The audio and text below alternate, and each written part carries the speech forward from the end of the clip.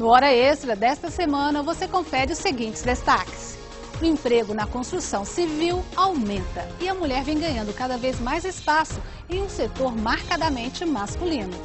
O 16º Congresso Goiano de Direito do Trabalho e Processo do Trabalho, promovido pelo IGT e pela AMATRA, discutiu o impacto do processo eletrônico e a efetividade da justiça. No quadro de entrevistas, o juiz Emanuel Furtado, da 7ª Região, fala sobre o preconceito e a discriminação nas relações de trabalho. Aguardamos você!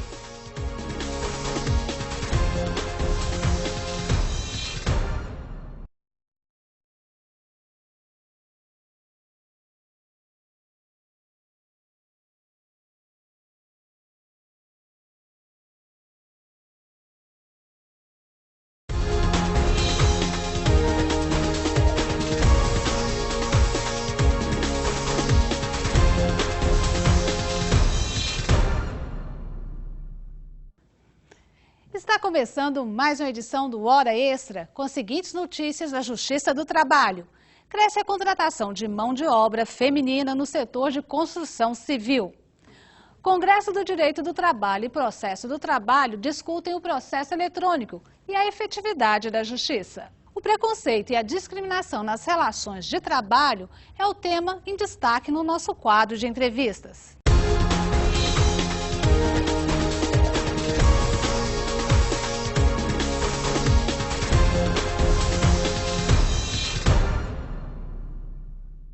O emprego na construção civil aumentou e a mulher vem ganhando cada vez mais espaço em um setor marcadamente masculino. Mulheres já não temem passar diante de um canteiro de obras cheio de homens. Elas estão tomando o lugar deles lá dentro. Cada vez mais, elas são contratadas para os serviços de acabamento. Com isso, aumenta o número de mulheres colocando a mão na massa. Uma mudança facilitada pelas novas técnicas de produção, que eliminaram parte do trabalho pesado. Você acha que existe algum preconceito por parte dos seus colegas? Não, se tem nessa obra aqui, pelo menos as que eu já passei, nunca teve. Aqui, principalmente, não tem. Vocês são quantas colegas trabalhando aqui? Eu acho que 12. Vocês trabalham por tarefa ou por horário? Por tarefa, a gente trabalha por tarefa. Por exemplo, um apartamento é uma tarefa, então a gente termina aquela tarefa e já passa para outra. E a gente mais valorizada nesse trabalho aqui do que de doméstica. Porque, na verdade, doméstica não tem muito valor, nada. Quais são as vantagens que você tem de trabalhar nessa área? Minha segurança. Segurança mesmo, meu INSS que está sempre em dias, o salário que é melhor. Essas são algumas das vantagens. Quando termina uma obra, já tem outra em vista? Sempre, sempre. Eu nunca fiquei muito tempo desempregada. Odessa Martins, superintendente da Secretaria Estadual de Cidadania e Trabalho, afirma que ainda há um certo receio das empresas quando são informadas de que há mulheres qualificadas para trabalhar na construção civil. Mas no momento em que eles vencem esse preconceito e contratam e começam e vê o trabalho da mulher, eles se convencem de que realmente ela é melhor. A mulher faz o rejunte muito bem, no caso do azulejo, tem muito capricho no caso do gesso, e até tem mulheres pedreiras também. E no manuseio de máquinas pesadas também, elas têm se revelado grandes motoristas de máquinas pesadas. São muito, assim, meticulosas, são muito esforçadas, fazem com muito esmero, com muito carinho, trabalham com aquelas máquinas assim, como se estivesse trabalhando num automóvel qualquer. Então, elas têm muita habilidade para esse tipo de trabalho e estão encontrando o mercado. Estão furando o mercado que até então era só de homens, era tipicamente masculino. Mulher, mulher, não chora em que você foi ensinada. Jamais tirei um 10, sou forte, mas não chego aos seus pés. O 16º Congresso Goiano de Direito do Trabalho e Processo do Trabalho, promovido pelo IGT e pela AMATRA em Goiânia, discutiu o impacto do processo eletrônico e a efetividade da justiça. O primeiro palestrante do evento, Luciano Ataíde, presidente da Associação Nacional dos Magistrados da Justiça do Trabalho, ANAMATRA, falou sobre a efetividade do processo e a dificuldade que o judiciário tem de garantir o cumprimento da sentença. Para o juiz, a sentença simplesmente não aplaca o sentimento de justiça daquele trabalhador que procura a reparação de direitos lesados. Segundo ele, o magistrado tem à disposição uma legislação extremamente rica em modelos de sanções e multas para serem aplicadas contra os que não agem de boa fé, como, por exemplo, quando a parte indica bens imprestáveis para garantir o juízo. Esse é o grande desafio de qualquer justiça, não somente da justiça do trabalho. É pensar como os processos podem começar e efetivamente terminar para as pessoas. E terminar para as pessoas não é somente uma sentença, uma decisão do tribunal. É receber aquilo que elas vieram pedir. No caso da Justiça do Trabalho, em grande medida, receber o pagamento das indenizações, daquelas parcelas que não foram pagas. E o que pode ser feito? Eu creio que muita coisa, não somente a reforma da lei. Nós temos insistido que é mais até importante a mudança de mentalidade. Focar em práticas e fluxos de processos que possam efetivamente contribuir para que as ações judiciais tenham um fim, seja através de uma negociação com o devedor, seja através da expropriação de bens. Enfim, esse é um grande desafio para o qual os profissionais não estão necessariamente preparados, porque não é um tema, um conteúdo que se discute nas faculdades de Direito, por exemplo. O palestrante também vê com ressalvas a conciliação, pois ela pode provocar uma inversão de valores. Para ele, as partes têm que cumprir suas obrigações longe da justiça. E se isso não acontece, não é possível negociar valores com empresas economicamente sólidas. A conciliação é um caminho, mas ela precisa ser feita com critérios.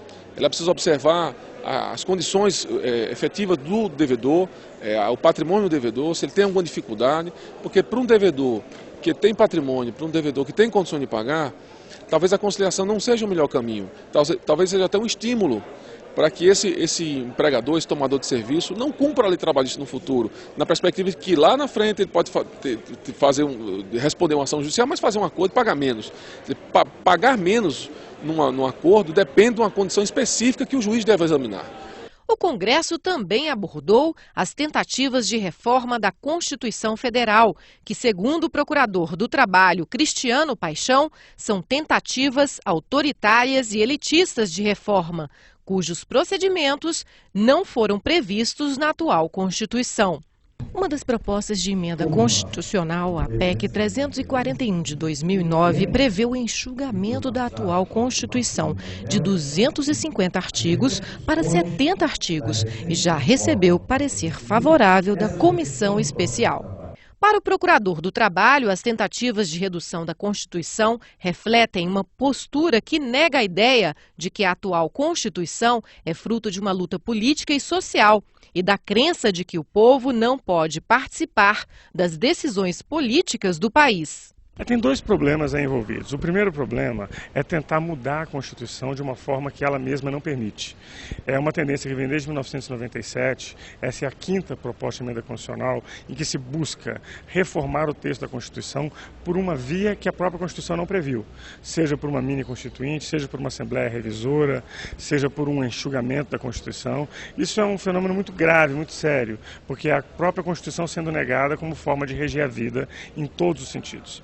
O segundo problema é que essa PEC, especialmente essa última, apresentada pelo deputado Regis de Oliveira, que está em tramitação na Câmara dos Deputados, é uma proposta de emenda constitucional que procura reduzir drasticamente os artigos da Constituição para cerca de 70 artigos.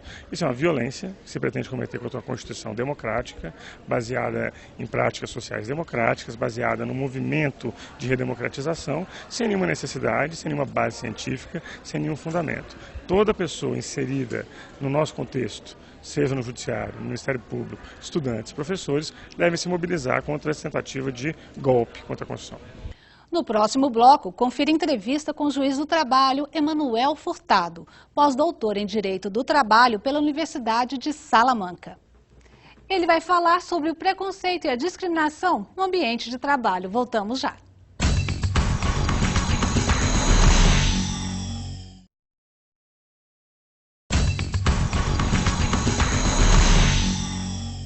todas as pessoas são compreendidas como iguais em relação aos direitos humanos, que são considerados inerentes ao homem e universais.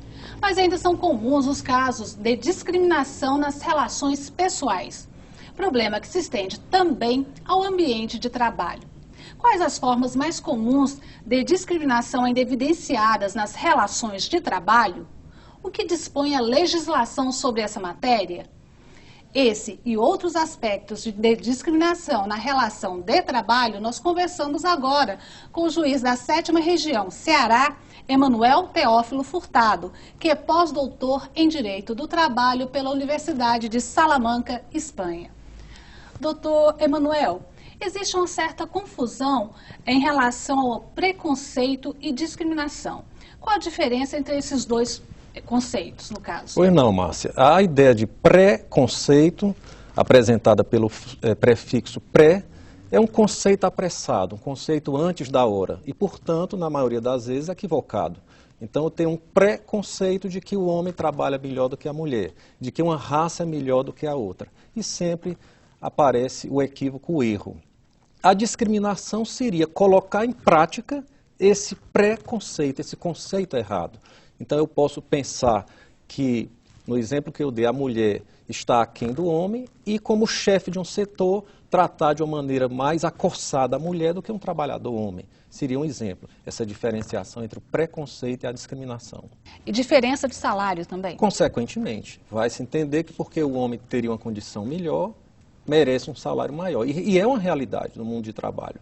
Regra geral, se vê muitos casos em que a mulher faz o mesmo que o homem, e no fim do mês o salário é menor do que aquele cidadão masculino. No Brasil, a prática é comum de discriminação no ambiente de trabalho? Sem dúvida, por várias razões, seja a questão do sexo, como eu mencionei, a diferença entre o homem e a mulher, a própria questão da orientação sexual, que é algo que a Constituição estabeleceu como liberdade ideológica também, a questão da religião, a questão da mais-idade, que eu aqui já mencionei, do trabalhador deficiente físico, do trabalhador portador da imunodeficiência adquirida, chamada AIDS, não é?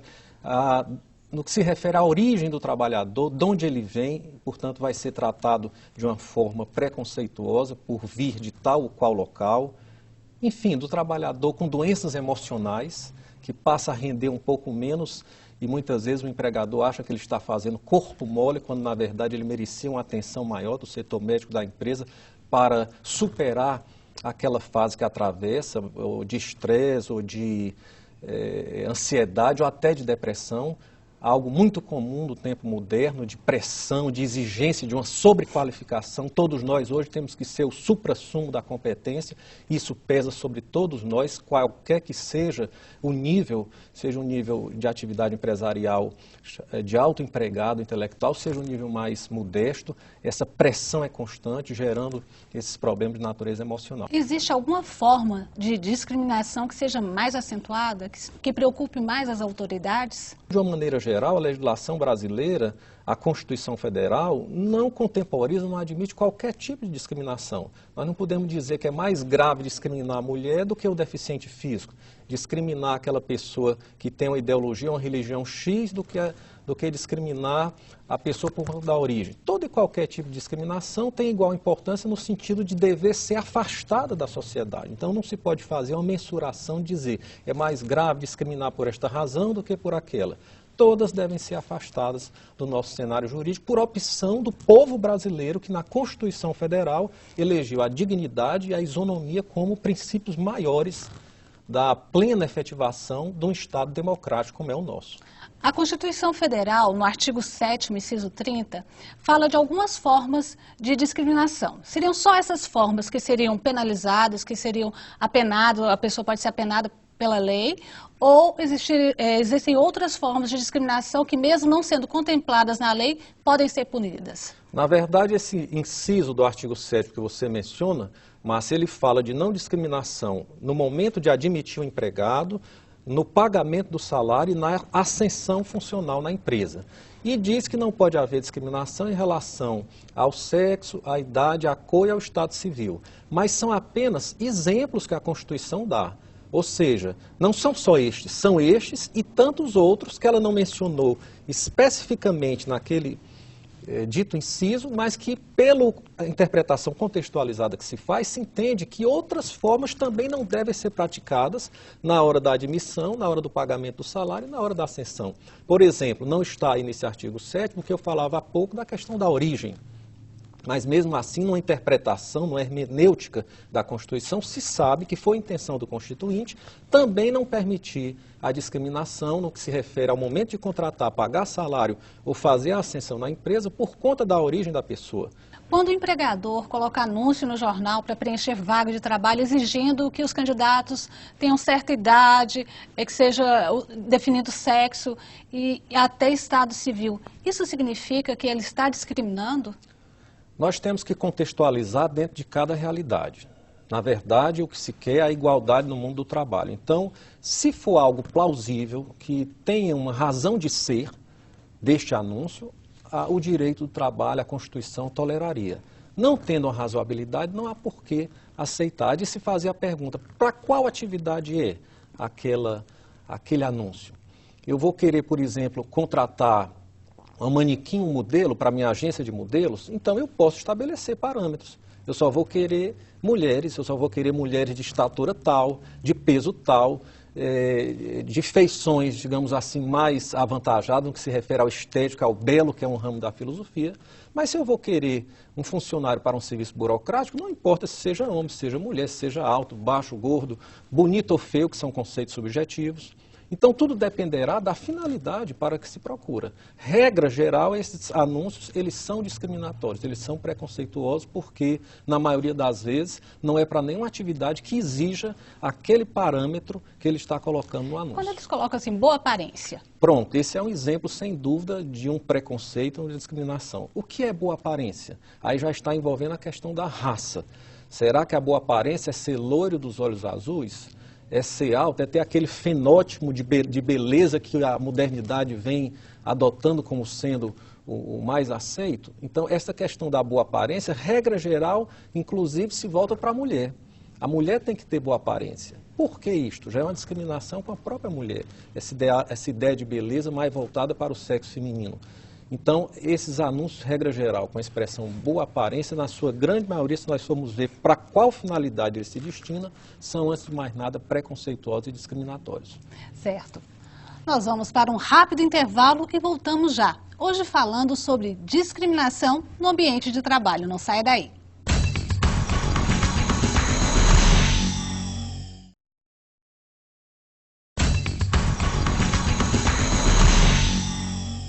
Nós estamos de volta com o nosso quadro de entrevistas, hoje falando sobre discriminação no ambiente de trabalho, com o juiz Emanuel Furtado. No bloco anterior, nós estávamos conversando a respeito do anúncio do jornal que geralmente o empregador coloca, pontuando critérios que podem ser discriminatórios. Mas quando a empresa exige que no formulário preenchido pelo trabalhador para tentar uma vaga naquele local, exige a fotografia desse trabalhador. É legal essa exigência, porque ela pode servir também para uma discriminação velada, não pode? O direito do trabalho, ele tenta contemporizar os dois interesses, do empregador e do empregado. Quer queira ou não, num país continental que é o nosso, nós temos muitas pessoas com nomes iguais, e é um direito do empregador que vai correr o risco do negócio contratar pessoas não por questões de discriminação ou preconceito, mas que possam se perfilhar no seu ambiente de trabalho. E a individualização da pessoa é importante.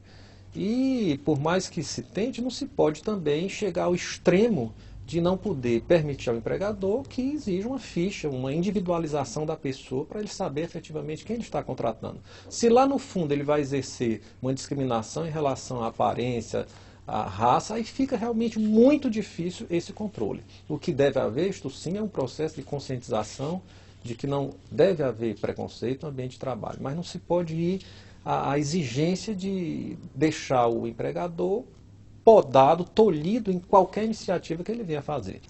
No caso, já que o senhor falou sobre a exigência de uma possibilidade remota, com certeza, de DNA, o empregador pode exigir um atestado de saúde, um atestado médico desse trabalhador, ou mesmo atestado de gravidez no caso da mulher? Não, atestado de gravidez, existe lei específica que veda e inclusive essa lei ela vai além de proibir esse atestado de gravidez, proibindo também campanhas em massas no ambiente da empresa de propiciação, de esterilização, entenda-se aí ligadura de trompas de mulheres. Isso é inclusive crime, né? Proibido. Agora, um atestado de saúde, esse é permitido, que o empregador exige, inclusive para o caso do doméstico e outros trabalhadores, porque, dependendo da atividade, a questão da plena saúde do trabalhador vai ser necessária para o desempenho da atividade, muitas vezes até para a própria proteção do trabalhador. Algumas empresas fazem listas de trabalhadores, relacionando o nome de trabalhadores que já moveram ou estão movendo a ação na Justiça do Trabalho. Isso de fato acontece? Tanto acontece como é proibido pelo direito do trabalho como um todo. Na verdade, o fato de alguém interpor uma ação nada mais é do que o exercício da cidadania. O direito de ação é constitucionalmente assegurado a todo cidadão brasileiro. Então, caberia, neste caso, uma ação do Ministério Público do Trabalho no sentido de denunciar essas empresas para que elas deixem de praticar esses atos nocivos à categoria de trabalhadores de uma maneira geral. Alguém ser discriminado pelo fato de ter exercido a sua cidadania e buscar seu direito na justiça e daí para frente não arranjar mais emprego porque exerceu tal direito. É algo absurdo. Na sua opinião, quem é mais discriminado? O jovem que ainda não tem experiência ou o idoso trabalhador? Eu diria que o jovem enfrenta a dificuldade por conta de a maioria das empresas exigir uma experiência que é impossível existir naquela idade tão pequena da juventude, do começo da realidade de trabalho. Já com o trabalhador de mais idade, é efetivamente um preconceito. Aqui no Brasil, a ideia de que, à medida que se avança no tempo, se vai se tornando incapaz de realizar atividades, o que é absolutamente impertinente. Na Europa, a pessoa, quanto mais idade tem, mais é valorizada pela sua experiência, pelo seu acúmulo de situações na vida que a fazem estar mais seguras, mais aptas, mais cientes de suas decisões. Aqui no Brasil, lamentavelmente, é uma realidade, com 35 anos de idade, um trabalhador braçal já passa a ser discriminado, já passa a encontrar dificuldade, se ele sai do mercado, de voltar para esse mercado, porque as empresas começam a achar que a sua capacidade está diminuída. E muitas vezes o assédio moral, que é exatamente aquela pressão injusta feita sobre um trabalhador, passa a acontecer com mais frequência em relação a trabalhadores que estão na empresa há mais tempo, com mais idade, que consequentemente seus contra-cheques vão ficando mais expressivos e o empregador quer se ver livre dele e começa a assediá-lo através de seus prepostos, no sentido de ele pedir para sair do emprego. Suportar a pressão no ambiente de trabalho. Exatamente. Então eu diria que em relação ao trabalhador de mais idade, esse preconceito é mais forte do que em relação ao jovem. Você acredita que o sistema de cotas seja uma boa alternativa para combater a discriminação no ambiente de trabalho, como acontece hoje com os deficientes físicos? Eu diria que a questão das cotas, ela passa por uma intenção de resgate histórico, tanto da raça negra quanto do próprio indígena brasileiro. Mas eu tenho receio, por outro lado, que o estampamento da ideia cotas para negros, quer em universidade, quer no ambiente de trabalho, possa gerar, de uma forma muito explícita, uma espécie de discriminação que no Brasil existe, mas não de uma forma, eu diria, violenta, né? Eu penso que abarcando a questão das pessoas empobrecidas, tanto para cotas da universidade como no ambiente de trabalho, seria eficaz da mesma sorte, uma vez que há estatísticas que mostram que a raça negra é mais empobrecida que as outras raças e, ao mesmo tempo, não se geraria esse acirramento de conflito entre as raças no Brasil, que é uma coisa um tanto quanto, digamos assim, convivível e que não é tão acirrado como nos países da Europa, nos Estados Unidos, onde há verdadeiras agressões físicas por conta da raça. Certo. Eu conversei com o juiz Emanuel Furtado, que é pós-doutor em Direito do Trabalho pela Universidade de Salamanca, Espanha, e professor da Universidade Federal do Ceará. Professor Emanuel, muito obrigada pela presença. Eu é que agradeço.